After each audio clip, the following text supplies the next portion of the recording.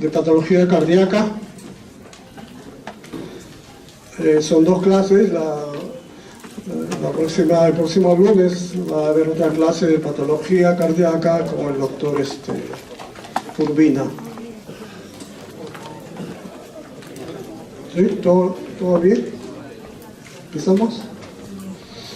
Vamos a ver cardiopatías congénitas, arteriosclerosis, infarto de miocardio y valvulopatías. Vamos a empezar entonces con lo que es cardiopatías congénitas, ¿no? Este es un término que se utiliza cuando las anomalías se presentan antes, del nacimiento, pero que se hacen presentes después del nacimiento, ¿no? Es por embriogénesis defectuosa entre la tercera y la octava semana de la gestación, ¿no? Donde ocurre realmente la formación de las estructuras cardíacas y empiezan a funcionar. En cuanto a la incidencia, pues la más frecuente es una de las patologías congénitas más frecuentes según un recién nacido, la cardiopatía congénica, ¿no? Puede llegar hasta el 50%. Más frecuentemente se da en prematuros. Este cuadro es para mostrarnos cuál es la malformación cardíaca congénita más frecuente, ¿no? De lejos, la comunicación interventricular es la cardiopatía congénica más frecuente, el 42%. Después le siguen las comunicaciones interauriculares, la estenosis pulmonar, la persistencia del conducto arterioso, la tetralogía de Fallot, por mencionar. En cuanto a la etiología, es más del 90% es de causa desconocida, el 5% se relaciona a anomalías cromosómicas, dentro de ellos el síndrome de Down, la trisomía 21, es la causa genética más frecuente, ¿no? Y esto da lugar a defectos en el septum ventricular principalmente. Hay otras anomalías, como ven ahí, que también puede causar diferentes cuadros. El síndrome de Turner, la monosomía 45X0, puede cursar con estenosis de la aorta y coartación de la aorta. El 2 a 3% están relacionados igualmente a enfermedades autosómicas recesivas, como podrían ser las mucopolisacarosis y la glucogenólisis, o autosómicas dominantes como Ehlers-Danlos, Marfan, por ejemplo, ¿no? Menos del 1% son atribuibles a influencias ambientales, virus como la rubiola, otros virus como las parotiditis, citomegalovirus, pueden estar relacionados también a algún tipo de malformación congénita. Algunos fármacos como los anticonvulsivantes, el alcohol, el litio, pueden también estar relacionados. Hay radiaciones igualmente, pero la anoxia de manera experimental se ha visto que puede producir algunas malformaciones en animales sobre todo. La clasificación que se utiliza, la más conocida, es de tres, ¿no? Hay un grupo que se llama cianótico o llamado también obstructivo, otro grupo que es cianótico tardío y otro grupo cianótico desde un comienzo.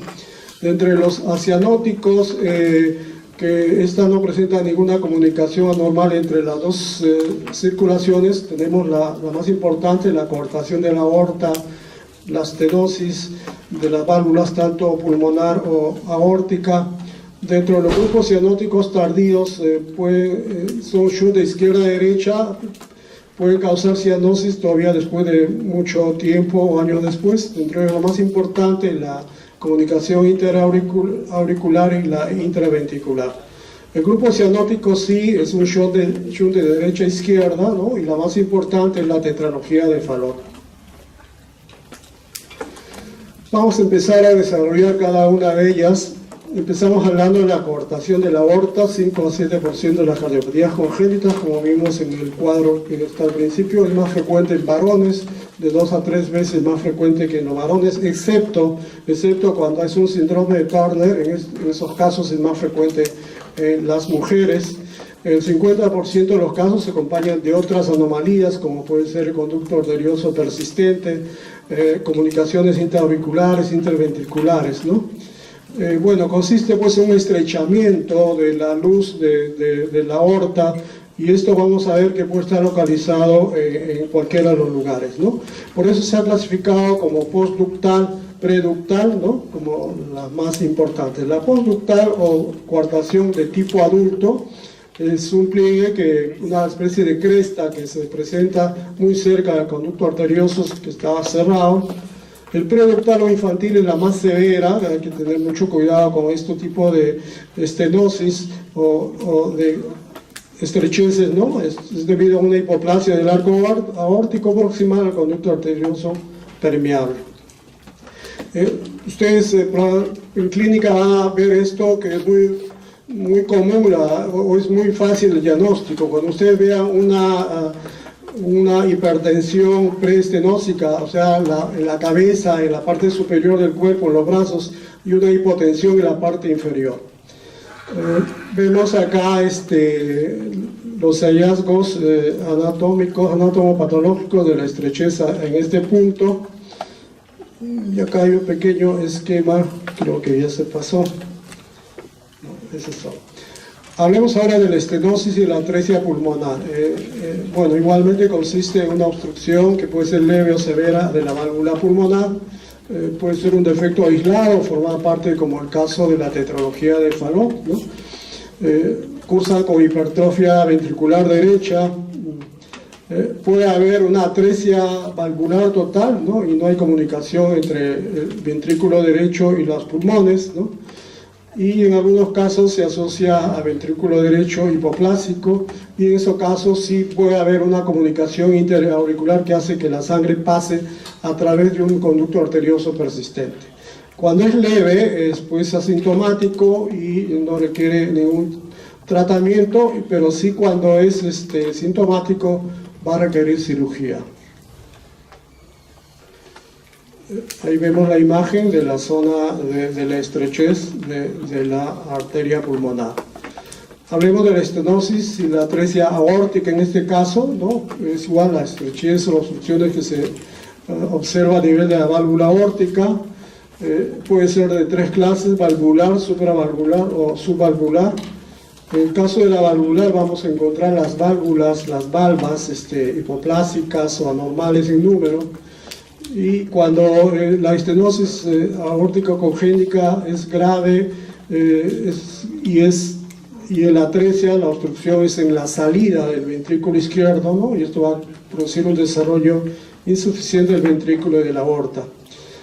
Y el conducto arterioso persistente podría hacer que la sangre pase de la aorta hacia las coronarias, ¿no? Las estenosis subaórtica es causada por un anillo o una especie de collarín, ¿no? De un tejido endocárdico engrosado, ¿no? Por debajo de las valvas. Y la estenosis supravalvular es una displasia aórtica congénita, ¿no? Donde la pared de la aorta va a estar engrosada, produciendo una estrechez en la luz, ¿no? Puede estar relacionada a otros defectos, ¿no? Y tanto en el mismo corazón como en otros órganos, ¿no? Puede haber síndromes asociados como la hipercalcemia infantil. Igualmente puede haber mutaciones del gen de la elastina, ¿no? Que causa estenosis aórtica supravalvular. Va a haber una hipertrofia de presión del ventrículo izquierdo. Igualmente las que son leves pueden ser tolerados, pero cuando son muy severos, pues hay que evitar las complicaciones. Por lo tanto se requiere de dar tratamiento antibiótico para evitar una endocarditis. Ahí vemos la zona de la obstrucción. Esta es una estenosis de la válvula aórtica a nivel de, ¿no? Sobre todo por un engrosamiento y una calcificación en una persona ya de edad.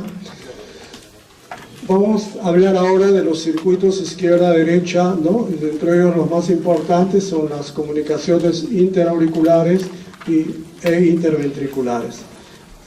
Hablemos primero de la comunicación interauricular, o sea, los CIA, ¿no? Da un circuito izquierda-derecha, va a haber un defecto en el tabique auricular, ¿no?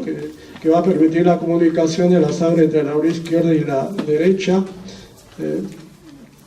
Puede permanecer asintomático hasta Vida adulta, solamente un 10% puede ir a una hipertensión pulmonar irreversible. Son de tres tipos. El osteosecundum es el más frecuente, el 90% de todas las comunicaciones. Este ocurre en el centro del tabique. El primum es el 5%, es muy cercano a la válvula auriculoventricular. Y defecto del seno venoso, el otro 5%, que está muy cerca a la desembocadura de la vena cava superior. Ahí vemos la imagen de esta comunicación en esta zona, ¿no?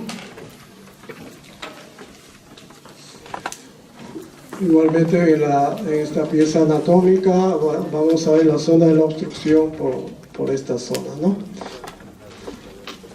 El agujero oval persistente es un hallazgo que hasta los 2 años puede ser todavía normal, ¿no? Pero después, pasados los 2 años, si no se cierra, ya se convierte en una patología. El 20% restante que persiste, pues va a haber permanentemente, ¿no? Y esto va a hacer que surja, curse con hipertensión pulmonar, ¿no? Y en algunos casos puede invertirse el shunt de derecha a izquierda y puede llevar a lo que se llama las embolias paradójicas. Vemos ahí en la zona que está señalando el puntero el orificio de esta patología.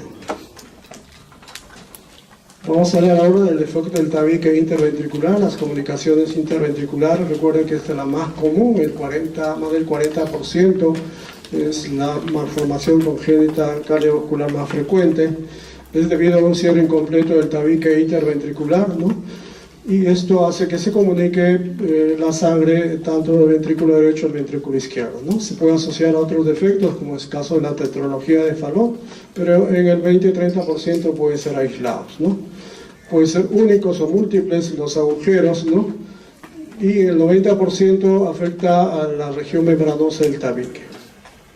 Puede llegar con el tiempo a producir un cuadro de enfermedad vascular, ¿no? De hipertensión pulmonar irreversible. Ahí vemos la zona del defecto en la parte inferior. Ahí vemos la imagen de la zona donde se observa el orificio. Ahí estamos viendo que está atravesando, ¿no? Lo marcado. Está pasando muy rápido. El conducto arterioso persistente es otra patología donde en la vida intrauterina todavía puede haber un flujo de la arteria pulmonar a la aorta, pero esto puede cerrarse en los primeros días, ¿no? De manera funcional, pero la oclusión de estructura completa puede producirse en los primeros meses de vida. Son aislados en la mayoría, ¿no? Y con el tiempo podría llevar igual a una vasculopatía pulmonar obstructiva con inversión del flujo por el cortocircuito. Ahí vemos la zona de la persistencia, ¿no? del conducto arterioso. Otra alteración son los defectos del tabique auriculoventricular. Estas también se llaman defectos del canal auriculoventricular. Es un defecto embriológico del canal auriculoventricular, ¿no? Puede ser completa, donde las 4 cámaras se comunican entre sí, ¿no? Y en la tercera parte de los casos se asocia al síndrome de Down. Ahí vemos la presencia tanto en el ventrículo como en la aurícula de las comunicaciones, ¿no? De la alteración del tabique auriculoventricular. Igualmente acá la persistencia del canal atrioventricular. Los circuitos derecha-izquierda son los que van a causar cianosis desde un principio de la vida. La más frecuente, la malformación cardiovascular congénita más frecuente cianótica es la tetralogía de Fallot. Está formada por lo siguiente: tenemos la CIB, el cabalgamiento aórtico sobre la CIB, estenosis pulmonar, la hipertrofia ventricular derecha. Estos son los 4 componentes de la tetralogía de Fallot, ¿no? Las consecuencias van a depender del grado de la estenosis pulmonar, o sea, la que manda en la parte clínica es la presencia de la estenosis pulmonar. Ahí vemos los 4 hallazgos en la tetralogía de Fallot.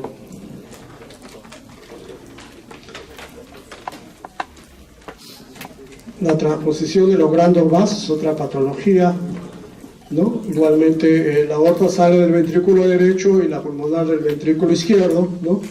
Bueno, si no hay cirugía, la mayoría de los pacientes van a morir. La supervivencia es posible si es que hay unas comunicaciones interauriculares o interventriculares o persistencia del conducto arterioso. Ahí vemos igualmente, ¿no?, cómo del ventrículo derecho sale la aorta y del ventrículo izquierdo sale la arteria pulmonar. Esta imagen es lo mismo. Entonces sería todo con relación a cardiopatías congénitas. El siguiente tema es la arteriosclerosis, arterioloesclerosis. Este es un término que suma todas las patologías, todos los cuadros relacionados que estamos viendo ahí. Se define como un endurecimiento de las paredes vasculares, ¿no? Y eso hace que la elasticidad disminuya. Vamos a hablar de la ateroesclerosis, de la arterioesclerosis de Monkeberg y la arterioloesclerosis. Son las 3 características morfológicas, los patrones morfológicos en la arterioesclerosis. Vamos a hablar primero de la arteriosclerosis de Monkeberg, conocida también como una enfermedad calcificante de la capa media. Afecta a algunas arterias, ¿no?, de algunos órganos, entre ellos de las extremidades inferiores, del útero, ¿no? Se presenta más en personas de mayor edad, 50 años, ¿no?, y puede estar relacionado a estímulos vasotónicos y puede coexistir también con la ateroesclerosis. Esta lámina nos muestra la zona de la calcificación en la capa media. Usted va a ver una lámina parecida en la práctica, pero más relacionado a la aterosclerosis. Igualmente acá vemos lo que está de morado, es la calcificación.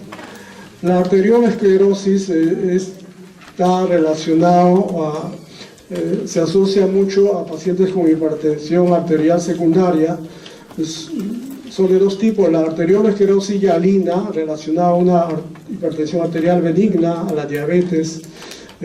Mayormente lo vemos en arterias de mediano calibre, de pequeño calibre, arteriolas a nivel del riñón, y se observa como depósitos hialinos en la capa media. La arteriolesclerosis hiperplásica ocurre más en las hipertensiones malignas, ¿no?, y se va a ver como un engrosamiento de la membrana basal, igualmente una proliferación miofibrolástica de la capa media. Se observa en vasos del riñón, del intestino y del retroperitoneal. Se asocia también en algunos casos las arteriolitis necrotizantes. Esta imagen simple nos muestra el lado izquierdo, ¿no?, lo que es la arteriosclerosis hialina, la arteriolesclerosis hipertrófica en el lado derecho, las imágenes del glomérulo, ¿no?, con el engrosamiento por arteriosclerosis hialina, igualmente en la parte inferior. Y esta imagen se conoce como las arteriolesclerosis hiperplásicas, ¿no?, como en tela de cebolla, como se describe, y en la parte inferior la presencia de artritis necrotizantes, ¿no?, en la capa media de las arteriolas. La aterosclerosis, que es lo más importante de esta parte, ¿no?, se define como una enfermedad metabólica generalizada, que es debido a un engrosamiento de la íntima de las arterias, tanto de mediano calibre como de gran calibre, ¿no? Y el componente más importante es la aparición de unas placas, de los ateromas, ¿no?, que vamos a ver que tiene toda una composición, tiene una estructura. Es la primera enfermedad de morbilidad y mortalidad en el mundo.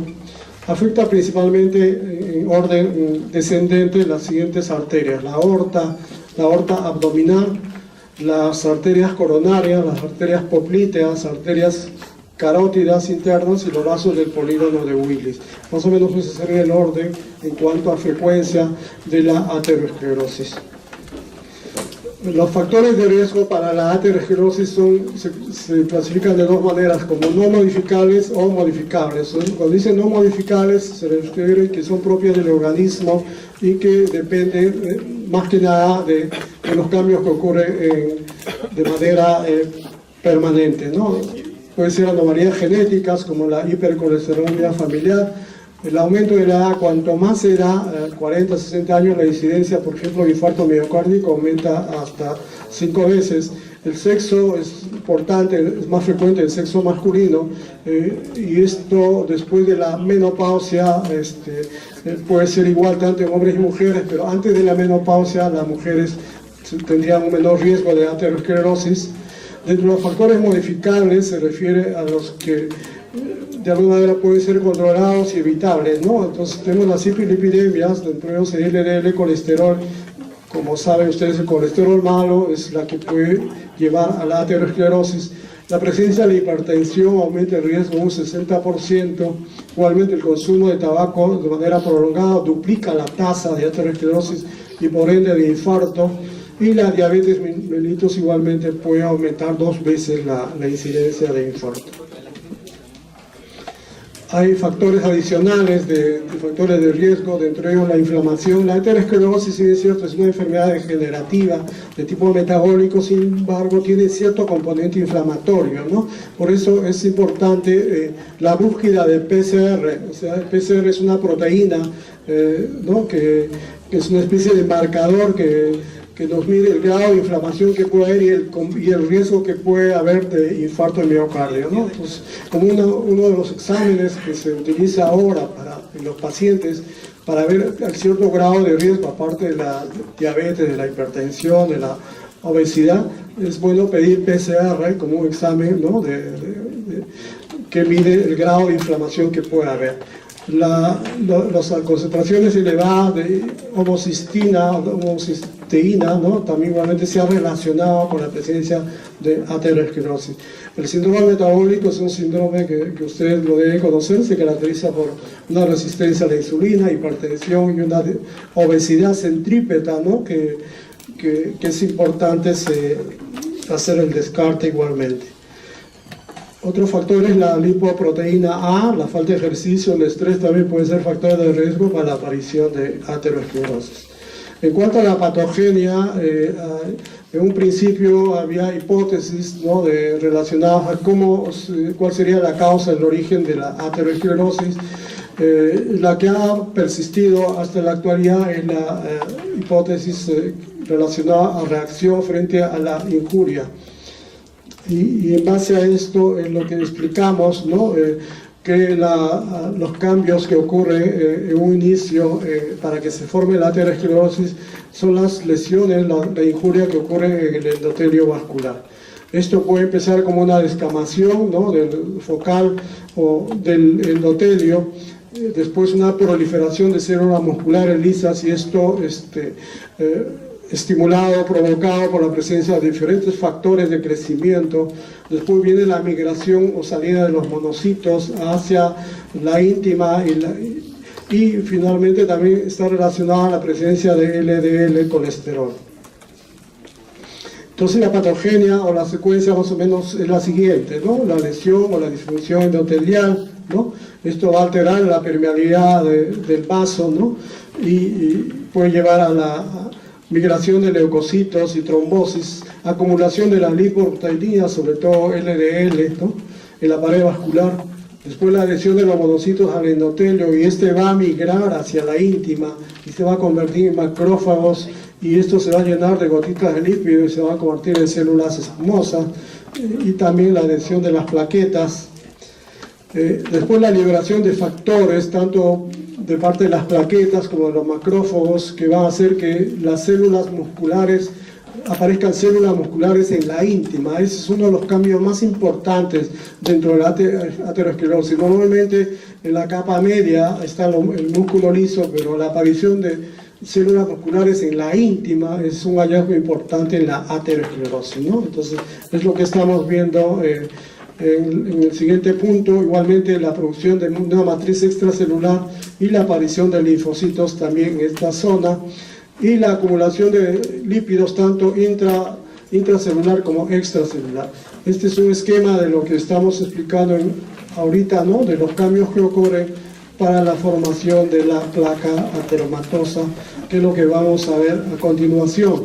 Los componentes de la placa ateromatosa pueden ser células, ¿no? Que pueden ser células musculares, macrófagos, linfocitos T, puede ser una matriz extracelular, que son colágeno, fibras elásticas, proteoglucanos, y la presencia de lípidos tanto intra como extracelulares.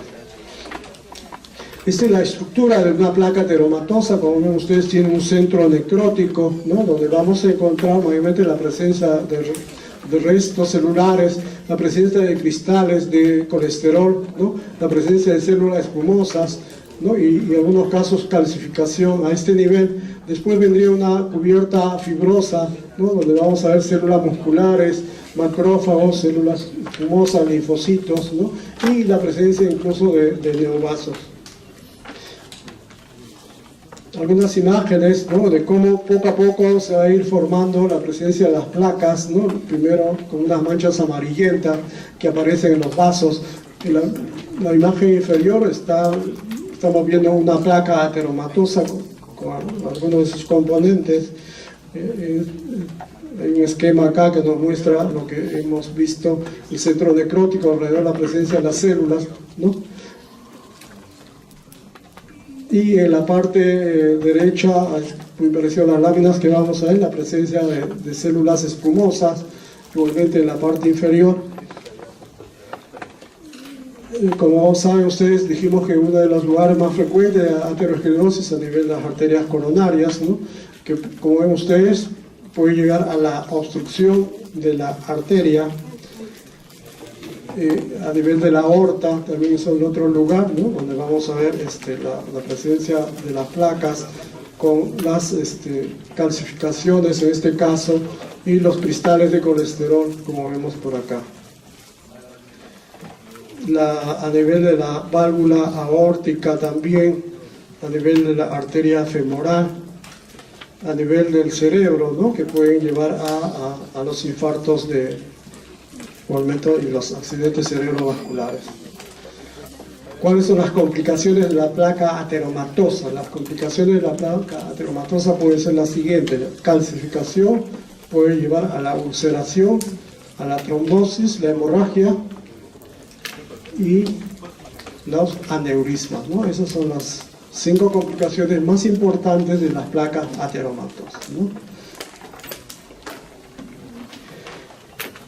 Vemos acá placas calcificadas, ¿no? Cuando vemos un color así morado, es zona de calcificación. En este caso, trombosis y hemorragia, ¿no? Justo causas de infarto, ¿no? Causas aneurismas, como vemos ahí en la parte inferior.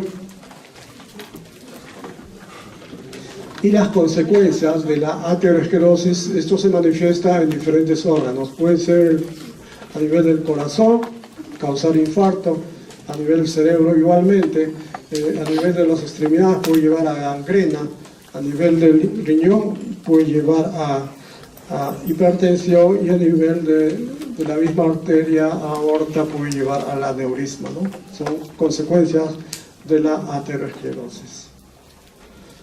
Bueno, el siguiente tema que vamos a revisar es infarto de miocardio. El infarto de miocardio se define como una muerte del músculo cardíaco debido a isquemia grave y prolongada, ¿no? Esto puede ocurrir a cualquier edad, pero aumenta con la edad, ¿no? Y hay factores predisponentes relacionados a la aterosclerosis. Los mismos factores predisponentes de la aterosclerosis pueden llevar al infarto, ¿no? Igualmente decíamos que el caso es más frecuente el caso de los varones, y en el caso de las mujeres están protegidos mientras estén en la etapa fértil, ¿no? Cuando ya llega la menopausia, esto ya puede cambiar. En cuanto a la patogenia, lo más importante es la oclusión de la arteria coronaria, ¿no? Al principio igualmente va a haber un cambio de la placa ateromatosa, puede complicarse, llevar a una hemorragia, a una ulceración, a una fisura. Esto va a llevar a una activación y agregación de las plaquetas y liberación de factores, ¿no? También puede haber vasoespasmo, ¿no? Se puede activar la vía extrínseca de la coagulación y la formación del trombo que puede obstruir la luz. Otros mecanismos puede ser solo vasoespasmo con o sin aterosclerosis, ¿no? Igual, la presencia de émbolos que pueden originarse de la aurícula izquierda debido a un problema, por ejemplo, de fibrilación auricular, ¿no? O puede haber un trombo mural izquierdo, vegetaciones por endocarditis o embolias paradójicas pueden llevar a la obstrucción de las arterias. Y puede haber isquemia sin aterosclerosis y trombosis coronaria significativa. Es muy importante que recuerden esto. O sea, no necesariamente la aterosclerosis puede llevar a un infarto de miocardio, ¿no? Se puede ver isquemia e infarto debido a un tema de vasculitis, de drepanocitosis, amiloidosis e hipotensión. O sea, en algunos pacientes chocados podría, por falta de irrigación sanguínea, en algunas arterias, sobre todo en las ramas más pequeñas, puede llegar a un infarto. Con relación a la respuesta miocárdica, pues la obstrucción de la arteria coronaria va a hacer que se pierda el suministro sanguíneo del miocardio y esto va a llevar a cambios tanto funcionales, bioquímicos y morfológicos. Se refiere a los primeros cambios en los primeros segundos, minutos, una vez que se ha producido una obstrucción, ¿no? Esto todavía es metabólico, es todavía ultraestructural, como vamos a ver más adelante, ¿no? Va a haber una interrupción de la glicólisis anaeróbica, ¿no? Por lo tanto no se va a producir la suficiente cantidad de ATP y va a haber acúmulo de ácido láctico. Va a haber una pérdida de la contractilidad en los primeros 60 segundos, después cambios ultraestructurales, ¿no? Como relajación miofibrilar, disminución del glucógeno y edema mitocondrial. Esto va a depender de cuánto más persiste la obstrucción o la falta de irrigación, ¿no? Se han hecho estudios a través de angiogramas, ¿no? En pacientes post-mortes que han muerto inmediatamente después del infarto y se ven zonas de hipoperfusión, ¿no? Debido a la obstrucción de la arteria, ¿no? Como estamos viendo acá, y las zonas de falta de circulación en la parte distal. La muerte celular ocurre de inmediato, ¿no? Cuando la isquemia dura más de 20, 40 minutos, esto va a producir daño ya irreversible. Los cambios que ven ustedes ahí, al comienzo va a haber una depresión de ATP, después va a haber una pérdida de la contractilidad, como había mencionado. El ATP se reduce cuando hasta el 50% en 10 minutos, hasta el 10% a los 40 minutos. La lesión celular irreversible será entre los 20 y 40 minutos y ya la lesión microvascular después de una hora, ¿no? Entonces, ¿esto qué significa? Que a lo más nosotros, cuando se produce una obstrucción, los cardiólogos pueden entrar a hacer un procedimiento para desobstruir, ¿no? En el menor tiempo posible, y esto debe ser en lo posible antes de una hora. Ahora se puede hacer eso, ¿no? Si uno está muy cerca de un hospital y uno tiene un problema de angina de pecho y hay un riesgo de infarto, pues inmediatamente se procede a hacer la desobstrucción, ¿no? Bien sea a través de medicamentos, de enzimas, ¿no? que hacen que desaparezca el trombo. La necrosis entonces ya ocurre después de los 30 minutos, ¿no? O sea, ya algunos cambios se van siendo ya irreversibles, ¿no? Y esto depende mucho qué zona del corazón está ocurriendo y esto va a hacer que a la larga pueda ya comprometer el funcionamiento y la contracción del corazón, ¿no? Mayormente comienza en la zona subendocárdica del corazón, ¿no? Entonces, y esto poco a poco va a ir atravesando toda la pared, se hace intramural, transmural, ¿no? Entonces, como digo, dice ahí, depende mucho de la localización, el tamaño, ¿no? Para que esto tenga mayor o menor grado de gravedad. Ahí vemos las imágenes, ¿no? Como ven ustedes en la parte, los cambios se inician, hay una obstrucción acá, y los cambios se inician en esta zona, ¿no? Y al principio, como les decía, todavía es subendocárdico y después atraviesa toda la pared del ventrículo, en este caso. Entonces habría dos tipos de infarto, transmural y subendocárdico, ¿no? Las transmurales son los más frecuentes, ¿no? Y esto abarca, como dice ahí, todo el grosor de la pared del ventrículo. Y esto más que nada en la zona de irrigación de la arteria coronaria. Y la subendocárdica, esta se limita solamente al tercio interno o la mitad de la pared ventricular, ¿no? Y esto es una zona que se puede hacer más extenso lateralizado en la zona que está perfundida por una sola arteria coronaria. Igual nuevas imágenes para mostrarles, ¿no?, los diferentes tipos de infarto. En un principio solamente subendocárdico o transmural, como estamos viendo ahí, ¿no? Igual imágenes de tipos de infarto, ¿no? En este caso transmural, en esta zona de acá vemos la zona del infarto. Y esta es la subendocárdica que estamos viendo alrededor de la pared del ventrículo. Esta parte es importante que ustedes revisen con detenimiento, ¿no? Los cambios que ocurren tanto macroscópicos como microscópicos y de microscopía electrónica desde el inicio, ¿no? Desde los 0 segundos, 0 minutos hasta los 30 minutos, o de 30 minutos hasta las 4 horas, ¿no? Y así sucesivamente, todos los cambios que van ocurriendo, ¿no? Entonces vamos a ver varias imágenes de esto, ¿no?, relacionado a los cambios que ocurren en las primeras 12 horas, y ahí de 12 a 24 horas, de 24 a 72 horas, ¿no? Por ejemplo, esto es algo característico. El primer día de antigüedad, pues vamos a ver la necrosis. Recuerden que la necrosis por isquemia es de tipo coagulativa, ¿no?, donde vamos a ver las fibras. En la parte superior vemos las fibras normales, en la parte inferior hacia la izquierda vemos las fibras con necrosis, ¿no? Hay un adelgazamiento de las fibras, se hacen mucho más onduladas y se hacen mucho más eosinófilas, ¿no? En algunas imágenes vamos a ver zonas más claras y más oscuras de esta eosinofilia, ¿no?, como especie de bandas, que también es característica. Tal vez los siguientes cambios, en muchos casos se va a superponer un poco, pero esto entre 3 y 4 días aparece ya los polimorfos nucleares, ¿no? Un infiltrado linfocítico polimorfo nuclear es muy importante, ¿no?, en esta etapa. Después viene ya a los 7 a 10 días la aparición de macrófagos, ¿no?, y que están fagocitando todas las células necrosadas. Después viene ya la zona de la aparición del tejido de granulación, ¿no?, que consiste mayormente en la formación de neovasos y la aparición de fibras colágenas, de fibroblastos, ¿no? Después vendría la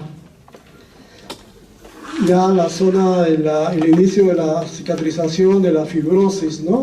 Donde vamos a ver, es una coloración especial, lo que está de azul es la fibrosis, y ya esto ya es un infarto antiguo, ¿no? Y esto puede ocurrir ya después de muchas semanas, ¿no?, hasta los 6 meses. Quería mencionarles algo. En la miocarditis también puede haber necrosis de los miocardiocitos, ¿no? Pero en el caso de las miocarditis, la gran diferencia con el infarto del miocardio es la ausencia de polimorfos nucleares, ¿no? Es un hallazgo importante. En la siguiente clase les van a hablar de miocarditis. Con relación a la clínica, a las complicaciones, recuerden que la parte clínica, conocen ustedes más que yo, puede haber un dolor torácico, ¿no?, puede haber sudoración, puede haber disnea. El diagnóstico se hace con electrocardiograma, la presencia de las enzimas cardíacas, ¿no? Y las complicaciones dependen del tamaño y la localización. Las complicaciones no siempre depende mucho de la localización. Por ejemplo, puede haber arritmia en una zona muy relacionada al sistema de conducción del corazón, puede llegar a una insuficiencia cardíaca congestiva, un shock cardiogénico, ¿no? Puede llevar a una ruptura de la pared ventricular, a una pericarditis fibrina hemorrágica y la formación de trombos murales, ¿no?, con riesgo de embolias periféricas. Finalmente vamos a hablar de este tema de cardiopatía valvular o de las valvulopatías. Hemos hablado ya un principio de algunas valvulopatías congénitas, ¿no? Pero esto se refiere a algunos cambios que ocurren en pacientes, bien sea de manera congénica o de manera adquirida, como estamos viendo ahí, ¿no? Cuando es adquirido puede ser debido a procesos inflamatorios, bacterianos, como las endocarditis, ¿no? O degenerativas o metabólicas. Cuando hablamos de valvulopatías, puede ocurrir insuficiencia o puede haber estenosis o las dos cosas, entonces hablamos de enfermedad pulmonar. Hablamos de insuficiencia cuando las válvulas, las valvas no pueden adosarse entre sí en el momento que deberían permanecer cerradas. Y hablamos de estenosis cuando hay una esclerosis, una fibrosis que impide que las válvulas permanezcan, se abran, ¿no? y estas permanecen cerradas todo el tiempo. Vamos a empezar hablando de la estenosis aórtica, ¿no? Esta puede ser congénita, puede ser reumática o puede ser por enfermedades degenerativas. Y consiste en que va a haber pues una estrechez en la zona de la estenosis, de la zona de la válvula aórtica, ¿no? Y con eso hace que dificulte la apertura de esta válvula, ¿no? Y de esa manera va a hacer que el ventrículo izquierdo esté sometido a una sobrecarga de presión, ¿no? Y esto llevar a una hipertrofia primaria, ¿no? Entonces, recuerden los cambios con relación al ventrículo, si es una estenosis o es una insuficiencia, ¿no? Y cuando esta hipertrofia ya no es suficiente para contrarrestar, ¿no? Y poder hacer que el gasto cardíaco sea normal, pues va a llevar a la dilatación, ¿no? La insuficiencia aórtica probablemente puede ser por algunas anormalidades o algunas dilataciones o procesos inflamatorios, o puede ser a desgarros, ¿no? Y en este caso la válvula aórtica no puede cerrar completamente el ventrículo, haciendo que la sangre de alguna manera no pueda pasar por completo hacia la aorta y haya un flujo retrógrado, ¿no? Hacia el ventrículo, haciendo que haya una sobrecarga de volumen, ¿no? Con la consecuente dilatación primaria del ventrículo. Y cuando esto es mucho tiempo, igualmente va a llegar a un momento en que va a haber una sobrecarga de presión y esto va a hacer que haya una hipertrofia ventricular.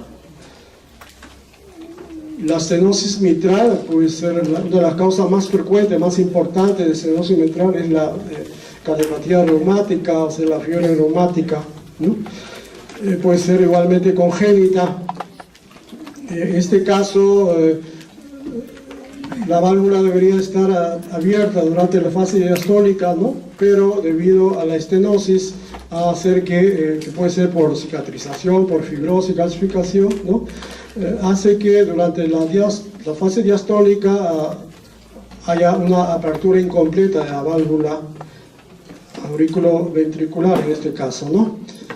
Y esto hace que la sangre de la aurícula izquierda trate de atravesar el estrechamiento, pero como no puede pasar, va a acumularse en la aurícula y produce una especie de remolinos, ¿no?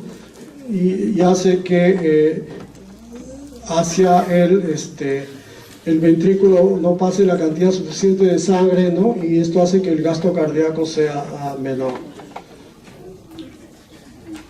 Esos remolinos que se producen por tratar de atravesar el orificio estrechado es lo que hace que ustedes detecten los soplos cardíacos, ¿no?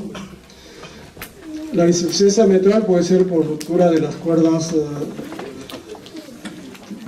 puede ser por perforación, por infecciones degenerativas o puede ser congénitas, ¿no? En este caso igualmente hay una apertura normal en el momento que debería estar cerrada, ¿no? Y esto hace que haya un flujo retrógrado anormal, ¿no? Hacia la aurícula izquierda, ¿no? Y por ende una disminución del gasto cardíaco.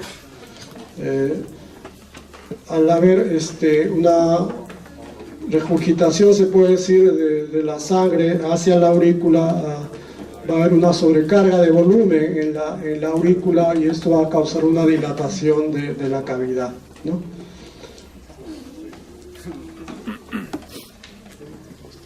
La insuficiencia mitral, existe una apertura normal en el momento que debería permanecer cerrada, ¿no? Y esto va a hacer que un flujo retrógrado igualmente hacia la aurícula izquierda, ¿no? Y esto determina una disminución del gasto cardíaco, ¿no? Va a recibir una mayor cantidad de sangre y hacer que haya una sobrecarga de volumen, ¿no?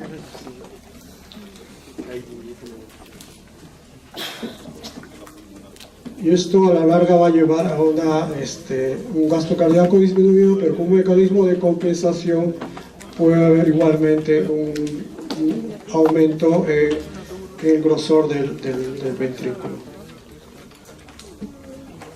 Eso es lo que está descrito aquí, ¿no? Bueno, la insuficiencia tricuspidia se refiere ya a cambios en la otra válvula auriculoventricular, ¿no? Igualmente puede ser insuficiencia o puede ser estenosis, ¿no? Hay una falta de cierre durante la sístole, ¿no? Y esto hace que haya una regurgitación de sangre hacia la aurícula derecha, ¿no? Igualmente, al haber una mayor cantidad de sangre a nivel de la aurícula, esto va a hacer que se pase, aumente el volumen y produzca dilatación, ¿no? Y hace que también haya un menor gasto cardíaco a nivel del ventrículo derecho, ¿no? Si esto no se controla, hace que después también haya una hipertrofia a nivel de la aurícula, ¿no? Como saben ustedes, esto a la larga puede de manera retrógrada producir una congestión venosa y esto traer algún tipo de daño a nivel del hígado, causando hepatomegalia y después a la larga puede llevar a la cirrosis cardíaca. La estenosis tricuspidia, ¿no? Como vemos en la imagen, es una zona de engrosamiento en la válvula que hace que disminuya el diámetro, ¿no? Y igualmente altere el vaciamiento a nivel de la aurícula derecha y haciendo que no haya un llenado adecuado en el ventrículo derecho, ¿no? Esto hace que la aurícula tenga un mayor trabajo y causar una hipertrofia de las paredes de la aurícula. Esto a la larga también puede quedar como llevar a una congestión venosa e hipertensión venosa, ¿no? Y causar los mismos cambios a nivel del hígado, ¿no? Y llevar incluso a hipertensión portal. Y esto puede llevar a congestión venosa. Ustedes pueden palpar un pulso hepatoyugular, ¿no? Por alteración en la circulación cerebral y causar algún tipo de daño a nivel del cerebro, ¿no? Eso sería todo, ¿no? Y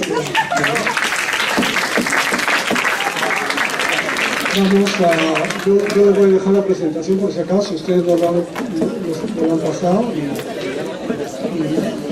el día jueves aparentemente van a tener el post-test. Gracias.